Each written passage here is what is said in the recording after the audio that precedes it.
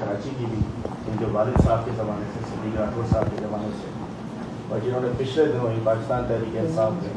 باقاعدہ شمولیت اختیار کی ہے، مولانا علامہ جمیل راٹھور صاحب تشریف فرما جو لوگ تحریک انصاف کا حصہ ہیں، مولانا علامہ رضوان بیگ صاحب جو کہ خطیب ہیں جامع مسجد اویس کرنی کے، اور مولانا جمیل اظہر وطرہ صاحب جو اس وقت تحریک انصاف کے ہمارے ساتھی بن چکے ہیں، تو چند لمحوں پہلے جو کہ اہل حدیث اتحاد حکومت پاکستان کے صدر تھے، امیر مرکزی جمعیت اہل حدیث عالمی سندھ رہے ہیں،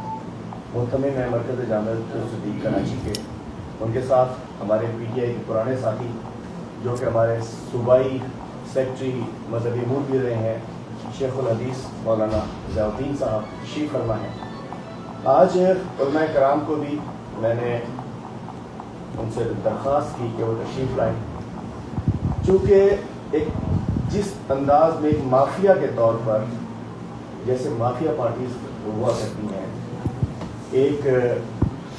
گھناؤنی سازش تیار کر کے عمران خان صاحب پہ عجیب و غریب قسم کے الزامات لگا کر پہلے سے گراؤنڈ بنایا گیا۔ جاوید لطیف نے پریس کانفرنس کی، مریم اورنگزیب نے پریس کانفرنس کی کہ جی خدا نہ خواستہ عمران خان صاحب کسی قسم کی کوئی بلاسفیمی کے مرتکب ہو رہے ہیں، کیا کر رہے ہیں، کیا نہیں کر رہے، مطلب ایک جھوٹ کا پروپیگنڈا ایک بیانیہ بنا کھڑا گیا، اور وہ بیانیہ چلتا چلتا آ گیا۔ وہی بیانیہ اس قاتل نے جس نے معظم شہید کو قتل کیا، اور اس کے بعد اس ظالم نے جس نے اس دن حملہ کیا، قاتلانہ حملہ کیا، اس نے بھی وہی بیانیہ پہ بات کی، اس کا بھی وہی بیانیہ تھا، یعنی میں نے عمران خان صاحب کو اس لیے قتل کرنے کی سازش کی۔ اور اس کے بعد رانا ثناء اللہ نے جس طریقے سے سمت کیا ساری سٹوری کو، وہ اس بات کا واضح ثبوت تھا کہ خان صاحب کی مقبولیت، خان صاحب کی حق کوئی، خان صاحب کی جو ملک کے لیے جس انداز سے وہ آگے بڑھ رہے تھے اس کو روکنے کے لیے ایک بڑا گندا راستہ استعمال کیا۔ تو ہم سمجھ سکتے ہیں کہ ان خدشات کا اظہار خان صاحب اپنے رحیمیہ خان کے جلسے میں بھی کر چکے تھے، ان خدشات کا اظہار خان صاحب اور رحیمیہ خان اور میاں والی کے جلسے میں بھی یہی الفاظ انہوں نے کہے تھے کہ ایک سازش بنی گئی ہے،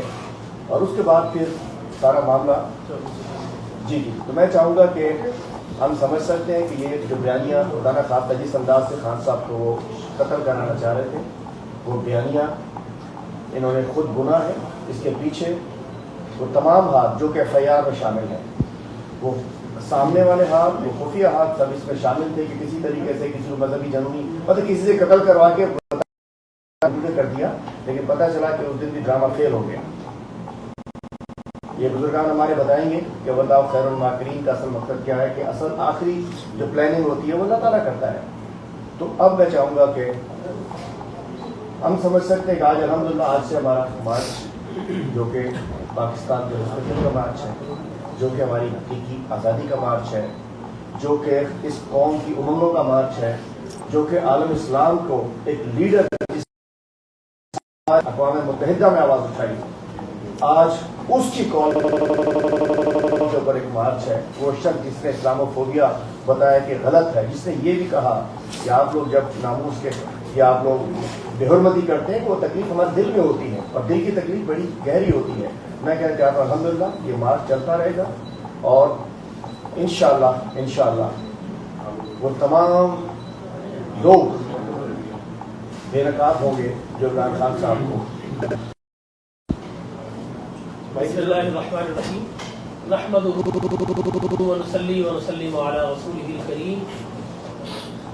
میں سب سے پہلے حضرات اجلہ وفاضل علماء کرام مولانا جمیل اظہر وطرہ صاحب، مولانا ضیاء الدین صاحب، بیگ صاحب، اور اپوزیشن لیڈر محترم حلیم عادل شیخ صاحب، آپ کا اور تمام ساتھی حضرات کا سمیع قلب سے سلام پیش کرتا ہوں۔ السلام علیکم ورحمۃ اللہ وبرکاتہ۔ اور آپ کے توسط سے میں چند باتیں ضرور کہنا چاہوں گا اس شعر کے ساتھ کہ ہر ابتدا سے پہلے ہر انتہا کے بعد ذات نبی بلند ہے ذات خدا کے بعد، اور دنیا میں احترام کے لائق ہے جتنے لوگ، میں سب کو مانتا ہوں مگر جب سے ہوش سنبھالا اس عرض وطن میں ہم نے مخصوص ٹولے کو، مخصوص جتھے کو، مخصوص گروہوں کو سیاست برائے دین کی بجائے دین برائے سیاست کرتے ہوئے دیکھا، اس لیے کہ اگر دین کی اقدار کا ایک بے رحم سلسلہ شروع کر دیا گیا، نتیجہ یہ نکلا کہ ایسے لوگ جن کا سرے سے کوئی اسلام سے اس لحاظ سے تعلق نہیں تھا کہ وہ اسلام کے پریچر تھے، لیکن جب آئے سیاست کے اندر تو اسلام کو یوز کرنا شروع کیا۔ میں جلدی اپنی بات کروں، سب سے پہلے اسلامی جمہوری اتحاد بنایا گیا، آپ کو پتہ ہے اسلام کا نام لا کر ایک بھانمتی کا کنبہ جمع کیا گیا، پھر اس کے بعد امیر المومنین بننے کا شوق چرایا، پھر اس کے بعد ہم نے دیکھا کہ تجارت کی خاطر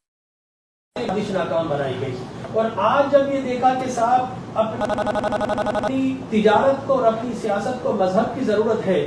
تو انہیں نہیں پتا تھا اللہ تبارک و تعالیٰ اپنی بہترین تدبیر کرتا ہے، جس طرح شیخ صاحب نے فرمایا اللہ نے ایک آزاد شخص کو پیدا کر دیا، وہ آزاد شخص ان ساری زنجیروں کو توڑ کر باہر آیا، اور اس نے پہلی مرتبہ یہ کہنا چاہیے جو متھ بنایا گئے، یہ تقدس کا جو حالہ بنایا گیا ہے، یہ چھوٹی چھوٹی معصوم سی شکلیں بنا کر لوگوں کو دھوکہ دیا گیا، پہلے خان صاحب نے اس نقاب کو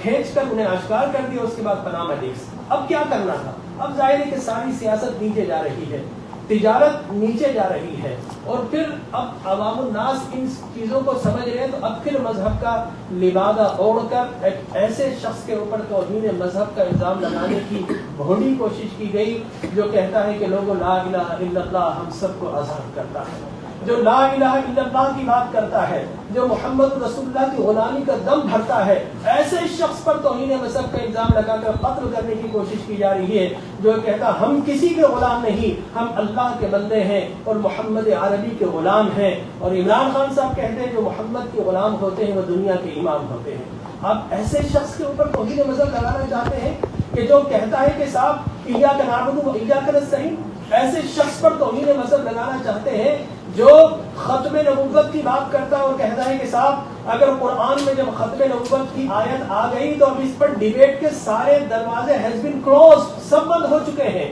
آپ ایسے شخص پر توہین مذہب لگانا چاہتے ہیں جو یو این او میں جا کر 57-58 ممالک کے سربراہان مملکت دیکھتے رہ جاتے ہیں، ہم حیران اور ششدر ہو کر یہ منظر دیکھتے ہیں پہلی مرتبہ زندگی میں، جو یو این او کے پلیٹ فارم پر جا کر پوری دنیا کو للکارتا ہے، اسلام کے ترجمانی کرتا ہے، اسلام و فوبیا کے خلاف وہ سارے عزائم کا پردہ بے نقاب کرتا ہے، اور پہلی مرتبہ چشم فلک نے دیکھا کہ اس دنیا کے اندر اسلام و فوبیا کا ایک دن مقرر کیا گیا۔ یہ قصہ، یہ صحرا کسی کے سر نہیں بندہ، اللہ تبارک و تعالیٰ جس کو چاہتا ہے یہ مقام عطا کرتا ہے۔ آپ ایسے شخص پر توہین مذہب کا الزام لگانا چاہتے ہیں جو رحمت للعالمین اتھارٹی بناتا ہے کہ ہمارے نبی ہمارے دلوں میں رہتے ہیں، جب ان کی کوئی اہانت کرے تو ہمیں قلبی تکلیف ہوتی ہے، ہماری روح فرسا ہوتی ہے۔ آپ ایسے شخص پر جو کہ صوفیزم کی بات کرتا ہے، ایسے شخص پر جو القادر یونیورسٹی بناتا ہے، آپ ایسے شخص پر توہین مذہب کا الزام لگاتے ہیں جو اسلامی ریاست مدینے کی ریاست بنانا چاہتا ہے، قائد اعظم کے نظریات کو آگے بڑھانا چاہتا ہے، ایسا شخص جو کہتا ہے کہ ہزار خوف، علامہ اقبال کے ترجمانی کرتے ہوئے کہ ہزار خوف لیکن زبان و دل کی رفیق، یہی رہا ہے ازل سے قلندروں کا طریقہ۔ تو آپ ایسے شخص پر الزام لگاتے ہیں، توہین مذہب کا الزام لگانا چاہتے ہیں جو یہ کہتا ہے کہ صاحب جو سرحدوں